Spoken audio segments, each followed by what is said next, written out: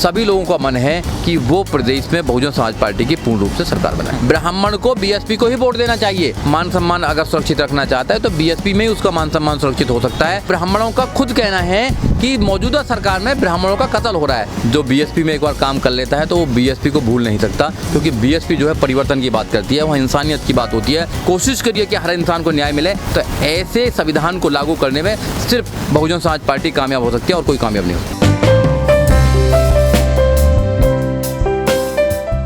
ब्राह्मण समाज ही नहीं, प्रदेश का हर समाज बसपा के साथ आना चाहता है।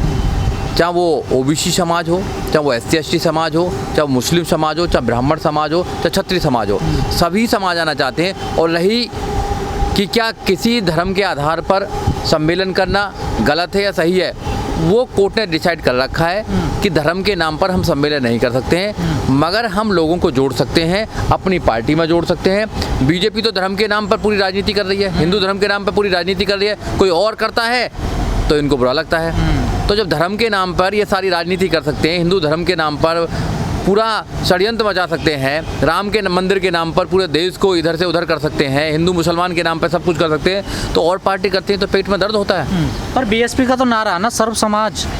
नहीं, सर्व समाज होना चाहिए। सर्व समाज में क्या है कि सब लोग आते हैं उसमें, वो किसी भी समाज, किसी भी संप्रदाय, किसी भी पंथ से वो विश्वास करता हो, वो सारे लोग सबसे पहले संविधान पर विश्वास करने वाले लोग। इस देश के अंदर संविधान सुप्रीम है, धर्म से भी ऊपर सुप्रीम है संविधान।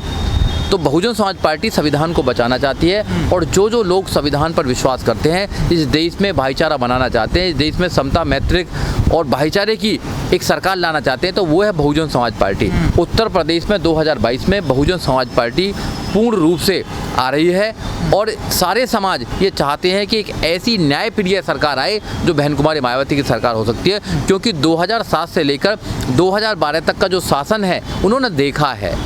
जब किसी चीज़ को देख लेते हैं तो वो फिर दोबारा रिपीट कराते हैं। 2007 से 2012 तक पूरे प्रदेश में सभी लोगों को न्याय, सभी को लोग सम्मान, सभी को सुरक्षा प्रदान करी है बहुजन समाज पार्टी ने।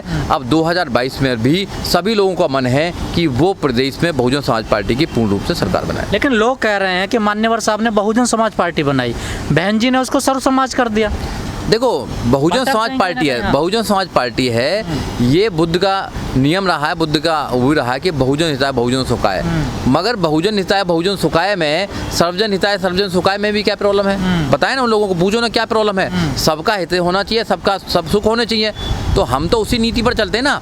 सब लोगों का भला होगा। अगर सरकार बनेगी बहुजन समाज पार्टी की, क्या एक सरकार जो बनती है तो एक जो जाति है, एक धर्म है, उसको तुम अलग कर दोगे क्या? उसको न्याय नहीं दोगे? तो फिर उनमें मनुवादियों में आप में अंतर क्या रहा?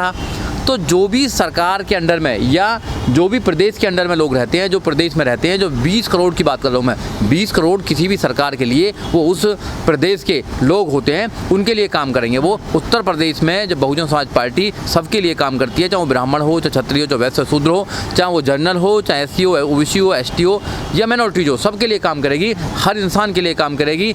अगर सरकार है, ईमानदारी से सरकार अगर है, लोगों के लिए बनी है, तो वो लोगों के लिए काम करेगी। आपको लगता है क्या बहन जी जो समीकरण बना रही हैं उसमें सफल होंगे? बिल्कुल सफल। ब्राह्मण वोट देगा? बिल्कुल वोट देना चाहिए। ब्राह्मण को बीएसपी को ही वोट देना चाहिए, क्योंकि अगर वो अपना मान सम्मान करना चाहता है, मान सम्मान अगर सुरक्षित रखना चाहता है, तो बीएसपी में ही उसका मान सम्मान सुरक्षित हो सकता है।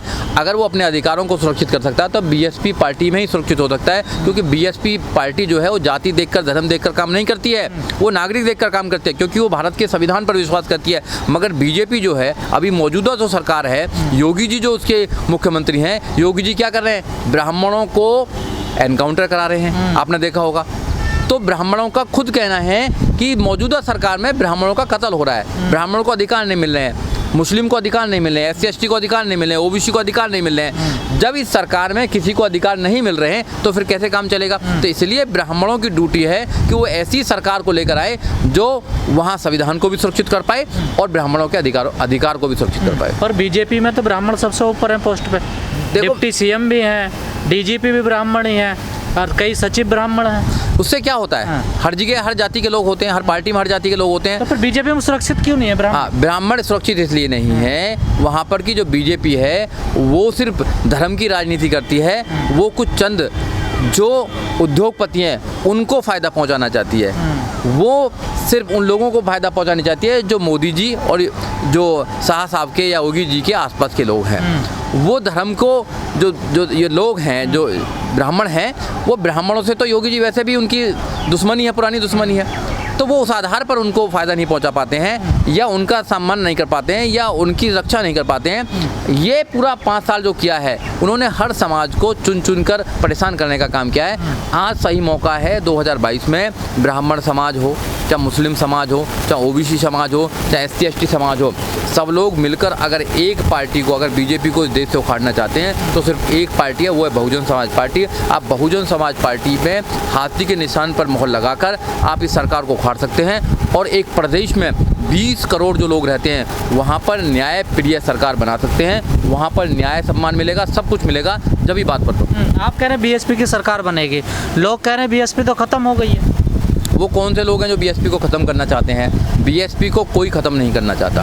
बीएसपी को सिर्फ कर सकता है कोई ख़त्म तो बीएसपी के लोग ही ख़त्म कर सकते हैं, नहीं तो बीएसपी को कोई ख़त्म करने वाला। माननीय काशीराम साहब के पूरे जीवन का निचोड़ है, पूरे जीवन की ताकत, पूरे जीवन का उनकी मेहनत है। माननीय काशीराम साहब ने, करोड़ों लोगों ने माननीय काशीराम साहब से साथ मिलकर ये मेहनत की है और बीएसपी को देश की तीसरे नंबर की राष्ट्रीय लेवल की पार्टी बनाने का काम किया है। तो कौन खत्म करना चाहता है? पार्टियां खत्म नहीं होती है। समाज के लोग ये कह रहे हैं बीएसपी खत्म हो गई, कौन नाम ही नहीं है उसका। अब कौन से बहुजन समाज संगठन ऐसे आप भी जानते हैं जो कह रहे हैं, कौन से सब समाज के लोग हैं, कौन से हैं वो अपने स्वार्थ में वो अंधे हो चुके हैं। उनका स्वार्थ समाज जानता है, उनका स्वार्थ कभी पूरा होने वाला नहीं है। जो इंसान अपना स्वार्थ रखता है वो समाज कभी पूरा नहीं करता है। जो समाज के स्वार्थ के लिए काम करता है, जैसे माननीय काशीराम साहब ने करा, बाबा साहब डॉक्टर अम्बेडकर ने करा, बहन जी कर रही हैं, तो वो पूरा देश और वो हमेशा अमर रहता है। जो सिर्फ अपने स्वार्थ के लिए, सिर्फ कहीं से पैसे मिल जाएं, कहीं मैं MLA बन जाऊँ, कहीं MP बन जाऊँ, कहीं मेरा कुछ हो जाए, वो कभी परिवर्तन नहीं कर सकता है। अगर परिवर्तन करना है तो त्याग करना पड़ेगा आपको, पार्टी को सत्ता में लेके आना पड़ेगा। जब तक बहुजन समाज पार्टी सत्ता में नहीं आएगी, जब तक समाज में परिवर्तन नहीं हो सकता है। आज भी उत्तर प्रदेश में देखा होगा, घोड़ी पर चढ़ते हैं तो वहाँ पर कितना कुछ प्रॉब्लम करते हैं लोग बाग। क्या 2007 से लेकर 2012 तक ऐसा हुआ? समाज को परिवर्तन करने में टाइम लगेगा।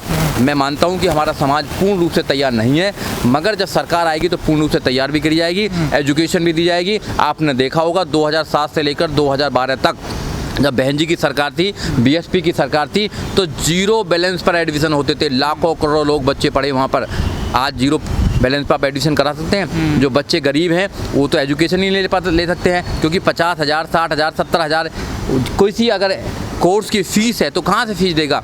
जब अगर 70,000 भी फीस थी तो वो जीरो बैलेंस पर होता था और गवर्नमेंट उसको प्रोवाइड कराती थी। सर, बीजेपी के मंत्री हैं स्वामी प्रसाद मौर्य, हाँ। उनका 4 दिन पहले एक बड़े टेलीविजन पे इंटरव्यू आया। उन्होंने कहा अगर पिछड़ों को कहीं हिस्सेदारी मिलती है तो वो बीएसपी पार्टी है। 6 महीने पहले ऐसा बयान आना कैसे देखते हैं? नहीं, उन्होंने वो भी एक इंटरव्यू, देखो उन्होंने बिल्कुल ठीक कहा है। वो भी कहीं ना कहीं माननीय काशीराम साहब की टीम के रहे हैं। अब क्या मजबूरी रही है कि वो वहाँ पर हैं, मगर सबका दिल जो बीएसपी में एक बार काम कर लेता है तो वो बीएसपी को भूल नहीं सकता, क्योंकि बीएसपी जो है परिवर्तन की बात करती है, वहाँ इंसानियत की बात होती है, वहाँ पर परिवार बन जाता है। एक मोमेंट, एक मिशन है। जो बीएसपी में काम करेगा इंसानियत को पैदा कर लेगा अपने अंदर। ऐसे ही कोई कहीं भी चला जाए, चाहे बीजेपी में चला जाए, चाहे वो अपना कांग्रेस में चला जाए, बट वो बीएसपी को नहीं भूल सकता, क्योंकि बीएसपी पार्टी ऐसी है, वहाँ परिवार मिलता है, वहाँ पर लोग मिलते हैं, वहाँ पर सारे लोग बिना लालच के काम करते हैं। लाखों करोड़ों लोग बिना लालच के काम कर रहे हैं। ऐसी थोड़ी कोई पार्टी इतने जल्दी तीसरे नंबर पर पहुंच जाएगी है। बहुजनों की पार्टी अगर तीसरे नंबर पर पहुंच रही है और नेशनल लेवल की पार्टी बन रही है तो वहाँ पर लोगों का कुर्बानी है। माननीय काशीराम की वहाँ पर पूरा जो जीवन है वो लग चुका है।